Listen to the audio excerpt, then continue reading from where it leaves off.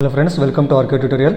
ఈరోజు మనము environmental studies సంబంధించినటువంటి ప్రీవియస్ టెట్లో వచ్చినటువంటి క్వశ్చన్ల కాన్సెప్ట్ చూద్దాం. ఇందులో మొదటి క్వశ్చన్ చూడండి. మనకు కెరోటినాయిడ్లు ప్రధానంగా దీనికి సహాయపడతాయి.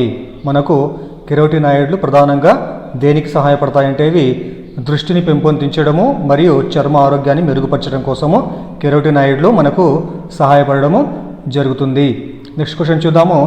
ఎక్స్ అనేది కాగితాన్ని పాక్షిక పారదర్శకంగా మార్చే ఆహారపు అంశము. ఎక్స్ని గుర్తించండి.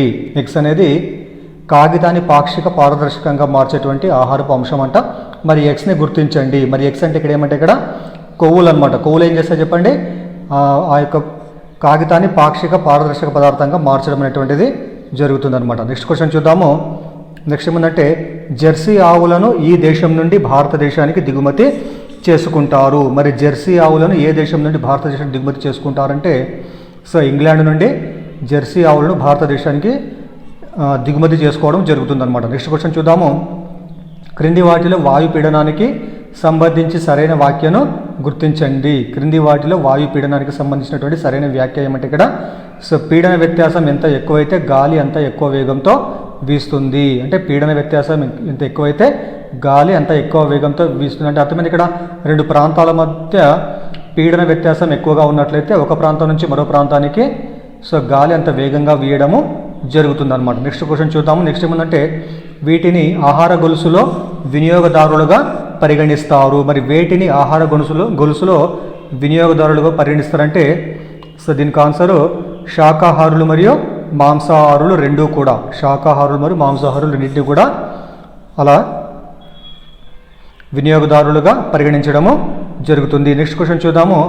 వరికి ఒరైజా అని పేరు పెట్టినటువంటి శాస్త్రవేత్త ఎవరు? వరికి ఒరైజా అనేటువంటి పేరు పెట్టిన శాస్త్రవేత్త ఎవరంటే కరోలస్ లెన్నియస్ అనమాట. తర్వాత నెక్స్ట్ క్వశ్చన్ చూద్దాము. మోటార్ వాహనాల చట్టం ప్రకారం వాహనాల వల్ల విడుదలయ్యేటువంటి కాలుష్యాన్ని పరీక్షించాలి. పియుసి దేనిని సూచిస్తుంది?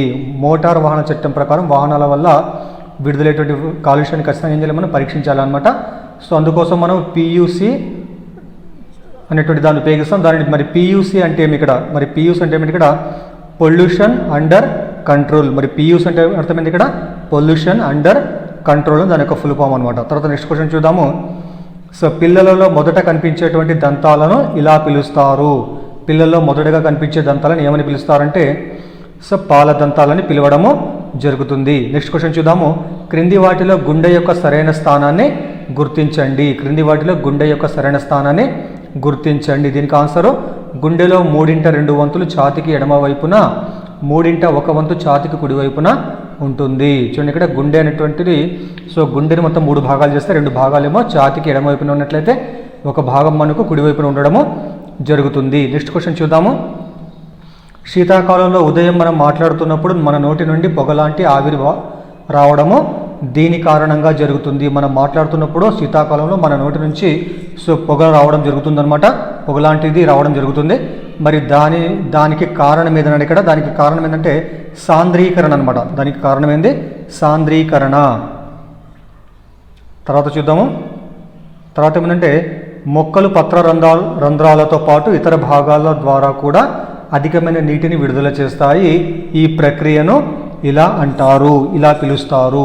మొక్కలు పత్ర రంధ్రాలతో పాటుగా ఇతర భాగాల ద్వారా కూడా అధికమైన నీటిని విడుదల చేస్తాయి. ఈ ప్రక్రియను ఏమని పిలుస్తారు? మరి ఏమని పిలుస్తారంటే వాటిని బాష్పోత్సేకమని అంటారు. బాష్పోత్సేకమని అనడము జరుగుతుంది. తర్వాత నెక్స్ట్ క్వశ్చన్ చూద్దాము. క్రింది వాటిలో కరువుకు ఒక కారణము. మరి కరువుకు కారణం ఏంది? మరి కరువుకు కారణం ఏంటంటే వర్షపు నీటిని సంరక్షించలేకపోవడము కరువుకు కారణము కావడము జరుగుతుంది. తర్వాత నెక్స్ట్ క్వశ్చన్ చూద్దాము. ఐరోపాలో ఈ దేశాలు వైన్ తయారీకి ఉపయోగించే ద్రాక్ష సాగుకు ప్రసిద్ధి. ఐరోపాలో ఉన్నటువంటి ఏ దేశాలు వైన్ తయారీకి ఉపయోగించేటువంటి ద్రాక్ష సాగుకు ప్రసిద్ధి అంటే మధ్యధర దేశాలు దానికి ప్రసిద్ధి కావడము చెందడం జరిగిందనమాట. తర్వాత చూద్దాం మనం. నెక్స్ట్ క్వశ్చన్ ఏముందంటే క్రింది వాటిలో నదులకు సంబంధించి సరికాని స్టేట్మెంట్ను గుర్తించండి. మరి దీనికి ఆన్సర్ ఏమంటే నదులు దాని ప్రవాహం మందగించినప్పుడు సిల్ట్ మరియు ఇసుకను దాని ఒడ్డుపై మేట వేయవు. ఇది అనేటువంటి మనకు రాంగ్ ఆన్సర్ అవుతుంది. ఏమి చెప్పండి ఇక్కడ. మరి సరైనటువంటి ఆన్సర్లు ఇక్కడ ఏమంటే నదులకు సంబంధించినటువంటి సరైనటువంటి స్టేట్మెంట్ ఇక్కడ ఏమంటే నది ఉద్భవించిన స్థలం నుండి ముందుకు ప్రవహించే కొద్దీ అది పెద్దదిగా మరి విశాలంగా మారుతుంది. కరెక్ట్ స్టేట్మెంట్ ఇది. సాధారణంగా ఒక నది అది ఉద్భవించిన స్థలంలో ఒక సన్నని ప్రవాహం రూపంలో ప్రారంభమవుతుంది, అది కూడా కరెక్టే. తర్వాత నది పెద్దదిగా మరి విశాలంగా మారినప్పుడు దాని ప్రవాహ వేగము నెమ్మదిస్తుంది. ఈ మూడు కూడా కరెక్ట్. కానీ ఫోర్త్ అనేటువంటిది మనకు ఆన్సరు రాంగ్ కావడము జరుగుతుంది. తర్వాత నెక్స్ట్ క్వశ్చన్ చూద్దాం. నెక్స్ట్ ఏమంటే క్రింది వాటిలో శీతల ప్రవాహంను గుర్తించండి. మరి ఇందులో శీతల ప్రవాహం ఏంటి? ఇక్కడ కాలిఫోర్నియా ప్రవాహం ఏమంటారంటే శీతల ప్రవాహం అని అంటారు. సో మిగతావి ఉత్తర భూమధ్యరేఖ ప్రవాహము, కురిషివో ప్రవాహము, తర్వాత తూర్పు ఆస్ట్రేలియా ప్రవాహం, ఇవన్నీ కూడా ఉష్ణ ప్రవాహాలు అయి ఉండొచ్చు. తర్వాత నెక్స్ట్ క్వశ్చన్ చూద్దాము. ఈ అడవులు తెలంగాణ రాష్ట్రంలో కనపడవు. మరి ఏ అడవులు తెలంగాణ రాష్ట్రంలో కనపడవు అంటే సతత హరిత అడవులు మనకు తెలంగాణ రాష్ట్రంలో కనబడవు. సతత హరిత అడవులు మన తెలంగాణ రాష్ట్రంలో కనపడవు. కానీ మనకు కనిపించే అడవులు ఏమంటే తెలంగాణ రాష్ట్రంలో ఆకురాల్చే అడవులు, ముళ్ళ అడవులు, తర్వాత సతత హరిత మరియు ముళ్ళ అడవులు. అయితే సతత హరిత అడవులు మాత్రం మనకు కనబడవు. ఐ థింక్ ఫస్ట్ సెకండ్ మాత్రమే కనిపిస్తాయి, థర్డ్ ఫోర్త్ కనబడవు. కానీ సరే ఇక్కడ ముళ్ళ అడవులు ఉంది కాబట్టి ఇది మనకి ఆప్షన్ కాదనమాట ఇది. కాబట్టి థర్డ్ వన్ సతత హరిత అడవులు మాత్రమే తెలంగాణలో కనపడవు అనమాట. సో నెక్స్ట్ క్వశ్చన్ చూద్దాము. శ్రీ అహిత గజకేసరి అనేటువంటి బంగారు నాణ్యంను ఈ పాలకులు విడుదల చేశారు. శ్రీ అహిత గజకేసరి అనేటువంటి బంగారు నాణ్యంను విడుదల చేసినటువంటి పాలకులు ఎవరంటే కాకతీయులు అనమాట. తర్వాత నెక్స్ట్ క్వశ్చన్ చూద్దాము. శాశ్వత శిస్తు ఒప్పందం 1793 కింద భారతదేశంలో ప్రవేశపెట్టినటువంటి జమీందారీ వ్యవస్థ యొక్క ప్రధాన లక్ష్యం ఏమిటి? చాలా ఇంపార్టెంట్ ఇది. శాశ్వత శిస్తు ఒప్పందము 1793 సంవత్సరంలో భారతదేశంలో ప్రవేశపెట్టినటువంటి జమీందారీ వ్యవస్థ యొక్క ప్రధాన లక్ష్యం ఏంటంటే దీని యొక్క లక్ష్యము మధ్యవర్తుల ద్వారా భూ ఆదాయ సేకరణను క్రమబద్ధీకరించడము. మధ్యవర్తుల ద్వారా భూ ఆదాయ సేకరణను క్రమబద్ధీకరించింది. దీన్ని ప్రవేశపెట్టినటువంటి మరి గవర్నర్ జనరల్ ఎవరంటే కారన్ వాలిస్. తర్వాత నెక్స్ట్ క్వశ్చన్ చూద్దాము. కలకత్తా నుండి భారత జాతీయ కాంగ్రెస్ సమావేశంలో పాల్గొన్న మొదటి మహిళా పట్టభద్రురాలు ఎవరు? కలకత్తా నుండి భారత జాతీయ కాంగ్రెస్లో సమావేశాల్లో పాల్గొంటుంటే మొదటి మహిళా పట్టభద్రురాలు ఎవరంటే కాదంబరి గంగూలీ. గుర్తుపెట్టుకోవాలి, ఇంపార్టెంట్ అది. తర్వాత నెక్స్ట్ క్వశ్చన్ చూద్దాము. ప్రజాస్వామ్యం అంటే ప్రజల చేత ప్రజల కొరకు పరిపాలించబడే వ్యవస్థ అని నిర్వచించినటువంటి వారెవరు? ఇది కూడా చాలా ఇంపార్టెంట్. Abraham Lincoln. ప్రజాస్వామ్యానికి ఇచ్చినటువంటి నిర్వచనం ఎవరంటే ఇక్కడ అబ్రహం లింకన్ గారు. ప్రజాస్వామ్యం అంటే ప్రజల చేత ప్రజల చేత ప్రజల కొరకు పరిపాలించబడేటువంటి వ్యవస్థ అని నిర్వచించడము జరిగింది. తర్వాత నెక్స్ట్ క్వశ్చన్ చూద్దాము. సో పంచాయతీ తీసుకున్నటువంటి అన్ని నిర్ణయాలను అమలు చేయడము మరియు పంచాయతీ యొక్క రోజువారీ పనిని చూసుకోవడం కోసం ఈ వ్యక్తి బాధ్యత వహిస్తాడు. ఎవరు చెప్పండి ఇది? దానికి సర్పంచ్ బాధ్యత వహించడము జరుగుతుంది. నెక్స్ట్ క్వశ్చన్ చూద్దాము. క్రింది వాటిలో హిమాలయ పర్వత శిఖరాలలో ఒకటైన ఎత్తైన ఈ శిఖరం సిక్కింలో ఉంది. మరి సిక్కింలో ఉన్నటువంటి ఆ యొక్క శిఖరం, ఎత్తైన శిఖరం ఏంటంటే ఇక్కడ కాంచనజంగా శిఖరము భారతదేశంలో ఉన్నటువంటి ఎత్తైన శిఖరంలో ఒకటి. తర్వాత నెక్స్ట్ క్వశ్చన్ చూద్దాం. నెక్స్ట్ ఏముందంటే బుద్ధుడు మరియు అతని అనుచరుల బోధనలు దీనిలో సంకలనం చేయబడ్డాయి. బుద్ధుడు మరియు అతని యొక్క అనుచరులు బోధించినటువంటి బోధనలు దేనిలో సంకలనం చేయబడ్డాయంటే త్రిపీఠికలలో సంకలనం చేయబడ్డాయి. సుత్త, వినయ, అభిధమ్మ పీఠికలు ఇవన్నీ కూడా మూడు అనమాట. సుత్త, వినయ, తర్వాత అభిధమ్మ అనేటువంటి 3 పీఠికలు ఉంటాయి. అందులో వీరి యొక్క బోధనలు సంకలనం చేయబడ్డాయి. తర్వాత చూద్దాం నెక్స్ట్ క్వశ్చన్.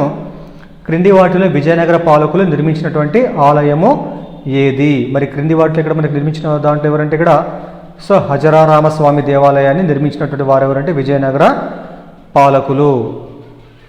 తర్వాత ఇవన్నీ కూడా గంగైకొండ చోళపురం రాజరాజేశ్వర దేవాలయము, తర్వాత కందారియ మహాదేవ ఆలయం. గంగైకొండ చోళపురం చోళులు అనుకుంటే, రాజరాజేశ్వర దేవాలయం కూడా చోళులు. తర్వాత కందారియ మహాదేవాలయము ఇది చూడాలి ఒకసారి. ఇది కందారియ మహాదేవాలయం కరెక్ట్. నెక్స్ట్ క్వశ్చన్ చూద్దాం మనము. సిసి ప్రవేశపెట్టిన తర్వాత మార్కులను ఇవ్వడానికి బదులుగా మన రాష్ట్రంలో విద్యార్థుల మూల్యాంకన పనితీరును విద్యార్థులకు మరియు వారి తల్లిదండ్రులకు తెలియజేయడానికి గ్రేడింగ్ విధానాన్ని అనుసరిస్తున్నారు. మరి విద్యార్థుల పనితీరును నివేదించడానికి క్రింది గ్రేడింగ్ పద్ధతులలో ఏది అనుసరిస్తున్నారు? మరి ఏదంటే ఇక్కడ మనకి ఇక్కడ స్టేట్మెంట్ ఉన్నాయి, ఇక్కడ 1, 2 ఉన్నాయి ఇక్కడ.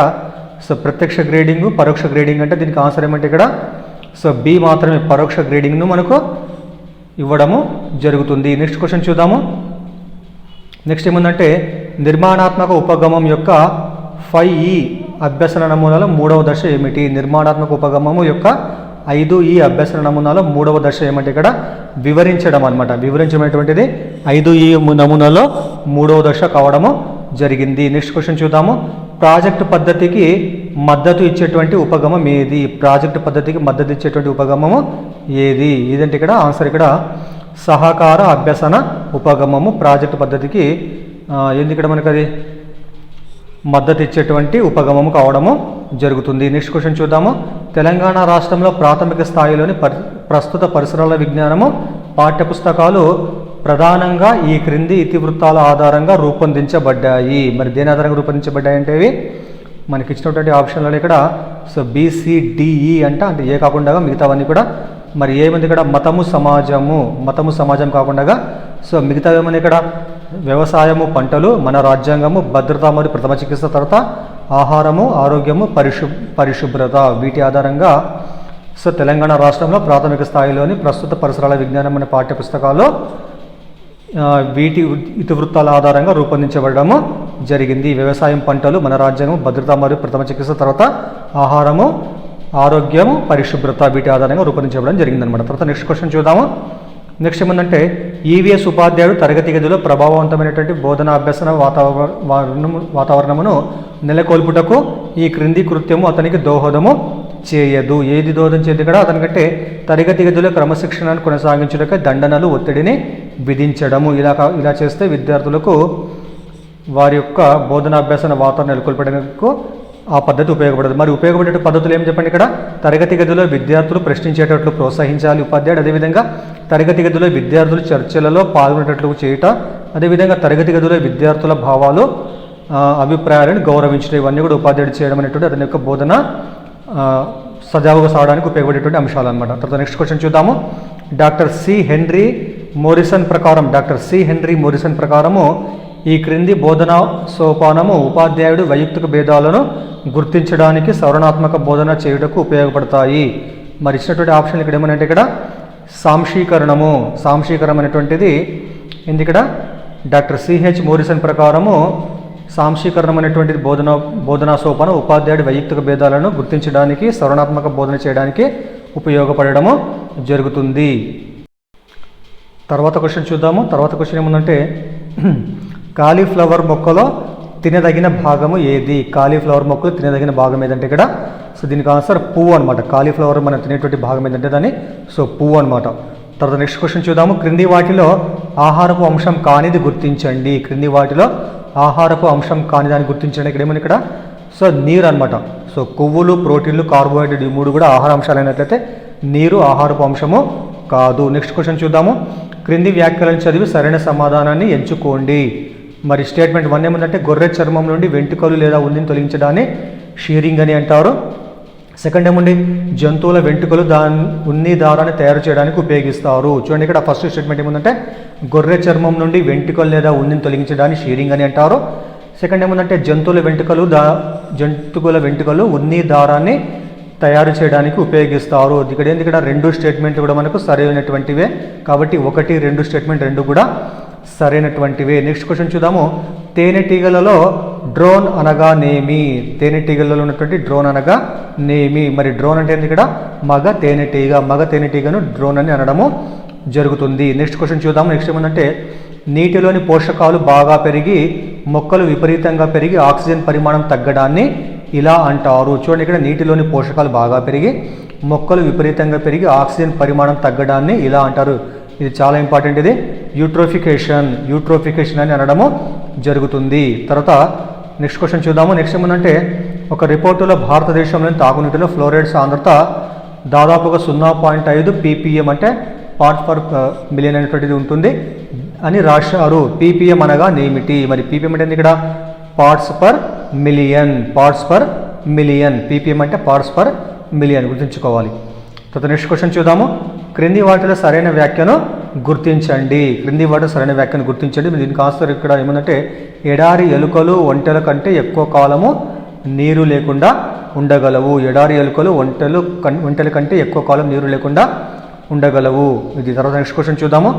నెక్స్ట్ ఏమంటే ఊపిరితిత్తుల్లో గాలి గదులు దెబ్బతిన్నట్లయితే, ఊపిరితిత్తులలో గాలి గదులు దెబ్బతిన్నట్లయితే ఏమవుతుందంటే ఆక్సిజన్ మరియు కార్బన్ డైఆక్సైడ్ మార్పిడి బలహీన పడుతుంది. నెక్స్ట్ క్వశ్చన్ చూద్దాము. క్రింది వ్యాఖ్యలను చదివి సరైన సమాధానాన్ని ఎంచుకోండి. స్టేట్మెంట్ 1 ఏమందంటే న్యూరాలజిస్టు నరాలు మరియు మెదడుకు సంబంధించినటువంటి వ్యాధులకు చికిత్స చేస్తాడు. సెకండ్ ఏమందంటే మెదడు శరీరంలోని వివిధ భాగాలతో సమన్వయం చేసుకుంటూ అవసరమైనటువంటి చర్యలు తీసుకోవడానికి నరాలను ఆదేశిస్తుంది. మరి ఈ రెండు స్టేట్మెంట్లో కరెక్ట్ స్టేట్మెంట్ ఏమంటే ఇక్కడ 1, 2 రెండు కూడా సరైనటువంటివి. చూడండి మరోసారి స్టేట్మెంట్ ఇక్కడ. ఒకటో స్టేట్మెంట్ ఏమందంటే న్యూరాలజిస్ట్ ఏం చేస్తారంటే నరాలు మరియు మెదడుకు సంబంధించినటువంటి వ్యాధులకు చికిత్స చేస్తాడు. అదేవిధంగా మెదడు ఏం చేస్తుంది చెప్పండి, శరీరంలోని వివిధ భాగాలతో సమన్వయం చేసుకుంటూ అవసరమైనటువంటి చర్యలు తీసుకోవడానికి నరాలను ఆదేశిస్తుంది అన్నమాట. ఇది ఆన్సర్ అవుతుంది. తర్వాత నెక్స్ట్ క్వశ్చన్ చూద్దాము. సరికాని జతను గుర్తించండి. ఇందులో సరికాని జత ఏమంటే ఇక్కడ ఫోర్త్ ఏమంటే ఇక్కడ ఫీమర్ యాక్చువల్ మనకు తొడ భాగం ఉంటుంది కాబట్టి మనకి ఇది రాంగ్ ఆన్సర్ అనమాట. మిగతా ఏమైనా ఇక్కడ జత్రుక భుజంలో ఉంటుంది, ఇవి కరెక్ట్. శ్రోణిమేకల పొట్ట కింద, తర్వాత అదేవిధంగా మృదులాస్తి చెవిలో, ఈ మూడు కూడా కరెక్ట్. ఫోర్త్ మాత్రం మనకు రాంగ్ అనమాట. తర్వాత నెక్స్ట్ క్వశ్చన్ చూద్దాము. శాఖీయ ప్రత్యుత్పత్తి ద్వారా మొక్కల పునరుత్పత్తి చేసేటువంటి మొక్కను గుర్తించండి. శాఖీయ ప్రత్యుత్పత్తి ద్వారా మొక్కల పునరుత్పత్తి చేసేటువంటి మొక్కను గుర్తించండి. దీనికి ఆన్సర్ ఏమంటే బంగాళదుంప అనమాట. నెక్స్ట్ చూద్దాము. మొక్కలోని పత్రాలు దీనికి సహాయము చేయవు. మొక్కలోని పత్రాలు దేనికి సహాయం చేయవంటే అవి అంకురోత్పత్తికి సహాయము చేయవు. మరి మిగతా వాటి దేనికి సహాయం చేస్తాయి? వాయు వినిమయానికి సహాయం చేస్తాయి, బాష్పసేకానికి సహాయం చేస్తాయి, అదేవిధంగా ఆహారం తయారు చేయడానికి కూడా సహాయం చేస్తాయి. తర్వాత నెక్స్ట్ క్వశ్చన్ చూద్దాము. భారత రాజ్యాంగం ప్రకారం ఈ వయసు కంటే తక్కువ వయసున్న బాలలను కర్మాగారము, గనులలో లేదా ఇతర ప్రమాదకరమైనటువంటి పనులను పెట్టుకోవడము నిషేధము. మరి భారత రాజ్యాంగం ప్రకారం చూడండి, ఇక్కడ భారత రాజ్యాంగం ప్రకారము ఏ వయసు కంటే తక్కువ వయసున్నటువంటి పిల్లలను కర్మాగారాలలో కానీ గనులలో కానీ ఇతర ప్రమాదకరమైనటువంటి పనులలో పెట్టుకోవడం నిషేధం. అంటే 14 సంవత్సరాల కంటే తక్కువ వయసున్నటువంటి పిల్లలను కర్మాగారాలు పెట్టుకోవడము నిషేధము. మరి భారత రాజ్యాంగం ప్రకారం దీనిని తెలిపేటువంటి ఆర్టికల్ ఏమంటే భారత రాజ్యాంగంలోని 24వ ఆర్టికల్ తెలియజేయడము జరుగుతుంది. నెక్స్ట్ క్వశ్చన్ చూద్దాము. 1989లో యుఎన్ఓ రూపొందించినటువంటి బాలల హక్కుల అంతర్జాతీయ ఒడంబడిక ప్రకారము క్రింది వాటిలో ఒకటి బాలల హక్కు. మరి దీనికి ఆన్సర్ ఏమంటే సంపూర్ణ ఆరోగ్యము మరియు వైద్య సౌకర్యం పొందేటువంటి హక్కు అనేటువంటిది UNO United Nations of organization 1989లో రూపొందించినటువంటి బాలల హక్కుల యొక్క అంతర్జాతీయ ఒడంబడిక ప్రకారము బాలల యొక్క హక్కులు అనమాట. ఇవి సంపూర్ణ ఆరోగ్యం తర్వాత వైద్య సౌకర్యం పొందేటువంటి హక్కు.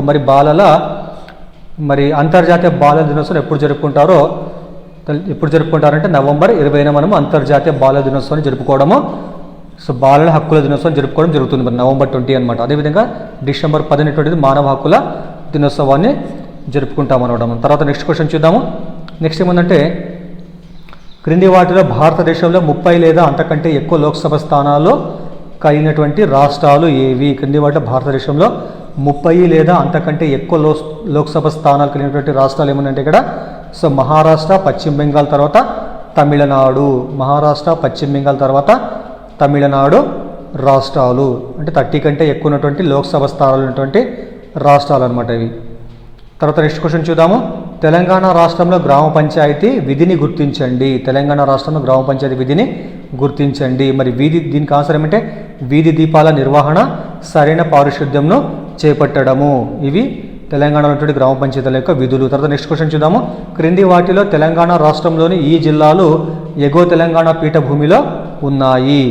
మరి ఏవేవి ఆన్సర్ అంటే సంగారెడ్డి, మెదక్, నిజామాబాదు. సంగారెడ్డి, నిజామాబాదు, మెదక్ ఈ మూడు కూడా తెలంగాణలో ఉన్నటువంటి ఎగువ తెలంగాణ పీఠభూమిలో ఉండడము జరిగింది. నెక్స్ట్ క్వశ్చన్ చూద్దాము. నెక్స్ట్ ఏమంటే క్రింది వాటిలో ఒకటి తెలంగాణ రాష్ట్రంలో రాతి యుగానికి చెందినటువంటి ప్రదేశము కాదు. క్రింది వాటిలో ఏది తెలంగాణ రాష్ట్రంలోని రాతి యుగానికి చెందినటువంటి ప్రదేశం కాదంటే దీనికి ఆన్సర్ ఏమంటే అనంతగిరి జిల్లాలో ఉన్నటువంటి వికారాబాదు. అనంతగిరి జిల్లాలోని వికారాబాదు. సరే, మరి మిగతావి ఇక్కడ ఉన్నటువంటివి ఏమంటే మిగతావి జయశంకర్ భూపాలపల్లిలోని ఎక్కాల, ఇవన్నీ కూడా తెలంగాణలోని రాతి యుగానికి చెందినటువంటి ప్రాంతాలు ఏమంటే ఇక్కడ జయశంకర్ భూపాల జిల్లాలో ఉన్నటువంటి ఎక్కాల, నాగర్ కర్నూలు జిల్లాలోని అమరాబాదు, తర్వాత పెద్దపల్లి జిల్లాలోని రామగుండం, ఇవన్నీ కూడా తెలంగాణలో ఉన్నటువంటి రాతి యుగానికి చెందినటువంటి ప్రాంతాలు. కానీ ఇక్కడ ఫోర్త్ ఏమైతే ఉంటుందో యాక్చువల్గా ఇది ఏమంటే ఇది వికారాబాద్ జిల్లాలోని అనంతగిరి ప్రాంతం అనుకుంటా నేను. వికారాబాద్ జిల్లాలో అనంతగిరి ప్రాంతం అనమాట ఇది. మరి 4th అనేటువంటిది ఆన్సర్ అది కాదనమాట ఆన్సర్. నెక్స్ట్ క్వశ్చన్ చూద్దాము. ఈ అడవులు తక్కువ వర్షపాతం మరియు అధిక ఉష్ణోగ్రతలతో చాలా పొడిగా ఉన్నటువంటి ప్రాంతాలలో పెరుగుతాయి. మరి దీనికి ఆన్సర్ ఏమంటే ముళ్ళ అడవులు. ముళ్ళ అడవులు ఇవి ఎక్కడ పెడతాయి చెప్పండి. ఇవి తక్కువ వర్షపాతము మరియు అధిక ఉష్ణోగ్రత ఉన్నటువంటి ప్రాంతాలలో ఇవి పెరుగుతాయి. మళ్ళీ వాటికి ఆన్సర్ ఏమంటే ముళ్ళ అడవులు. దీనిని పొద అడవులు అని కూడా అంటారు అనుకుంటా. పొద అడవులు, ముళ్ళ అడవులు, పొద అడవులు అంటారు దాన్ని. తర్వాత నెక్స్ట్ క్వశ్చన్ చూద్దాము. గాజు మరియు సిరామిక్ సామాను తయారీలో ఈ ఖనిజాన్ని ముడి సరుకుగా ఉపయోగిస్తారు. గాజు మరియు సిరామిక్ సామాను తయారీలో ఏ ఖనిజాన్ని ముడి సరుకుగా ఉపయోగిస్తారంటే పెల్డ్ స్పార్ను ముడి సరుకుగా ఉపయోగించడము జరుగుతుంది. నెక్స్ట్ క్వశ్చన్ చూద్దాము. పురాతన కాలంలో మహాజనపదాలు ప్రధానంగా ఈ నది ఒడ్డున ఏర్పడ్డాయి. పురాతన కాలంలో మహాజనపదాలు ప్రధానంగా ఏ నది ఒడ్డున ఏర్పడ్డాయంటే చాలా ఇంపార్టెంట్ ఇదేంటి ఇక్కడ గంగా నది ఒడ్డున ఏర్పాటు కావడము జరిగింది. పురాతన కాలంలో ఉన్నటువంటి మహాజనపదాలు అనేటువంటివి మనకు గంగా నది ఒడ్డున ఏర్పాటు కావడము జరిగింది. గుర్తుపెట్టుకోవాలి, చాలా ఇంపార్టెంట్ మహాజనపదాలు అనేటువంటిది. తర్వాత నెక్స్ట్ క్వశ్చన్ చూద్దాం మనము. మధ్యప్రదేశ్లోని తియోఘర్, ఉదయగిరి మరియు ఉత్తరప్రదేశ్లో ఉన్నటువంటి బీతర్గావ్ మరియు ఎరాన్లు ఈ పాలకుల చేత నిర్మించబడ్డాయి. ఇది కూడా ఇంపార్టెంట్, గుప్తుల చేత నిర్మించబడ్డాయి. గుర్తుపెట్టుకోండి, మధ్యప్రదేశ్లో ఉన్నటువంటి తియోఘరు, ఉదయగిరి మరియు ఉత్తరప్రదేశ్లో ఉన్నటువంటి బీతర్గావ్, తర్వాత ఇరాన్, యాక్చువల్గా బీతర్గావ్ ఉంటుందని ఇరాన్ అనేటువంటివి గుప్తుల చేత నిర్మించబడ్డాయి. తర్వాత నెక్స్ట్ క్వశ్చన్ చూద్దాము. వాతావరణంలో నీటి ఆవిరి మేఘాల రూపంలో మహాసముద్రాల మీద నుండి భూమిపైకి చేరుటను ఇలా అంటారు. చూడండి, ఇక్కడ వాతావరణంలో నీటి ఆవిరి మేఘాల రూపంలో మహాసముద్రాల నుండి భూమిపైకి చేరుటను ఏమంటారంటే దానికి ఆన్సర్ రవాణా అని అనడం జరుగుతుంది. రవాణా. నెక్స్ట్ క్వశ్చన్ చూద్దాము. భూభాగం ప్రకారం ప్రపంచంలో భారతదేశం యొక్క స్థానము ఎంత? చూడండి, 7వ స్థానం అనమాట. భూభాగం ప్రకారం భారతదేశం అనే ప్రపంచంలో భారతదేశం యొక్క స్థానం ఏంటంటే 7వ భాగము. మొదటి స్థానం ఏం చెప్పండి? రష్యా. మొదటి స్థానము రష్యా ఉండడము జరుగుతుంది. నెక్స్ట్ క్వశ్చన్ చూద్దాము. ఈవీఎస్ తరగతిలో ఉపాధ్యాయుడు ఈగలు వ్యాధులను వ్యాపింపచేస్తాయి అనేటువంటి అంశాన్ని బోధించాలనుకున్నారు. బోధనను ప్రభావవంతంగా చేయడానికి టాపిక్ కోసం ఉపయోగించగల అత్యంత సముచితమైనటువంటి అభ్యసన వనరు ఏది? మరి ఈ పాఠం బోధించాలంటే ఈగలు వ్యాధులను వ్యాపింపజేస్తాయి అనేటువంటి అంశాన్ని బోధించాలంటే మరి అత్యంత సముచితమైనటువంటి అభ్యసన వనరు ఇక్కడ ఏమంటే మనకి ఇచ్చినటువంటి ఆప్షన్ ఇక్కడ ఏమంటే ఇక్కడ ఫ్లాష్ కార్డులు, చార్టులు, స్థానిక ప్రాథమిక ఆరోగ్య కేంద్రము. దీనికి ఆన్సర్ ఏమంటే ఈ 3 కూడా. సో ఏమంటే ఇక్కడ ఫ్లాష్ కార్డులు ఉపయోగించాలి, అదేవిధంగా చార్ట్స్ ఉపయోగించాలి, అదేవిధంగా స్థానిక ప్రాథమిక ఆరోగ్యాన్ని కూడా ఉపయోగించడము జరుగుతుంది. తర్వాత నెక్స్ట్ క్వశ్చన్ చూద్దాము. బహుళ తరగతి బోధన పద్ధతిని అనుసరించేటప్పుడు ఉపాధ్యాయుడు అనుసరించగల ఉత్తమమైనటువంటి మరియు అత్యంత ప్రభావవంతమైనటువంటి పద్ధతి ఏమిటి? బహుళ తరగతి బోధనా పద్ధతిని అనుసరించేటప్పుడు ఉపాధ్యాయుడు అనుసరించగల ఉత్తమమైన మరియు అత్యంత ప్రభావవంతమైన పద్ధతి ఇక్కడ ఏమంటే దీనికి ఆన్సరు పిల్లలను వ్యూహాత్మకంగా విజాతీయ సమూహాలుగా విభజించడం అనేటువంటిది ఇక్కడ దీనికి ఆన్సర్ కావడం జరిగింది. నెక్స్ట్ క్వశ్చన్ చూద్దాము. ఈవీఎస్ ఉపాధ్యాయుడు విద్యార్థులకు జూకి తీసుకెళ్ళినప్పుడు అతని ఉద్దేశం ఇది కావచ్చు. మరి అతని ఉద్దేశం ఇక్కడ ఏం కావచ్చు అంటే జంతు సంరక్షణ గురించి విద్యార్థులను చైతన్యవంతులను చేయడము. జంతు సంరక్షణ గురించి విద్యార్థులను మనము చైతన్యవంతం చేయడం కోసం విద్యార్థులు జూకు తీసుకెళ్ళడము జరుగుతుందన్నమాట. నెక్స్ట్ క్వశ్చన్ చూద్దాము. క్రింది వాటిలో ప్రజాస్వామిక విలువలను గుర్తించండి. మరి ఇచ్చినటువంటి 3 స్టేట్మెంట్లు ఏమన్నా ఇక్కడ ABC 3 కూడా ఆన్సర్లు అంట. మరి ఇక్కడ ఆన్సర్ ఏమంటే ఉత్తమ పౌరసత్వము, ఇతరులను గౌరవించడం, తర్వాత ఓటు హక్కును వినియోగించుకోవడము. ఈ 3 కూడా ప్రజాస్వామిక విలువలు అనమాట ఇవన్నీ కూడా. తర్వాత నెక్స్ట్ క్వశ్చన్ చూద్దాము. నెక్స్ట్ ఏముందంటే మన రాష్ట్రంలోని రాష్ట్ర సిలబస్ ప్రస్తుత పరిసరాల విజ్ఞాన పాఠ్య పుస్తకాలలో పాఠ్యాంశాలు ఈ క్రింది విద్యా ప్రణాళిక సూత్రం ఆధారంగా రూపొందించబడినవి. దేని ప్రకారం అంటే సమ్మిళిత మరియు సమైక్యత ఉపగమం ఆధారంగా మన రాష్ట్రంలో ఉన్నటువంటి సిలబస్లు పరిసరాల విజ్ఞాన పాఠ్య పుస్తకాలను రూపొందించడము జరిగింది. నెక్స్ట్ క్వశ్చన్ చూద్దాము. చివరి క్వశ్చన్ ఇది. మరి ఏముందంటే ఒక సామ్రాజ్యము, రాజవంశము మరియు చారిత్రక సత్యాల పెరుగుదల మరియు అభివృద్ధిని సూచించడానికి క్రింది చార్టులను ఉపయోగిస్తారు. మరి ఏ చార్టులు ఉపయోగిస్తారంటే వంశావళి చార్టులను ఉపయోగించడము జరుగుతుంది. వంశావళి చార్టులు ఒక సామ్రాజ్యము, రాజవంశము మరియు చారిత్రక సత్యాల పెరుగుదల మరియు అభివృద్ధిని సూచించడానికి ఉపయోగించడము జరుగుతుంది. సో దయచేసి వీడియోని లైక్ చేయండి, అదేవిధంగా ఛానల్ సబ్స్క్రైబ్ చేయండి, మీ ఫ్రెండ్స్కు వీడియోని ఫార్వర్డ్ చేయండి. Thank you.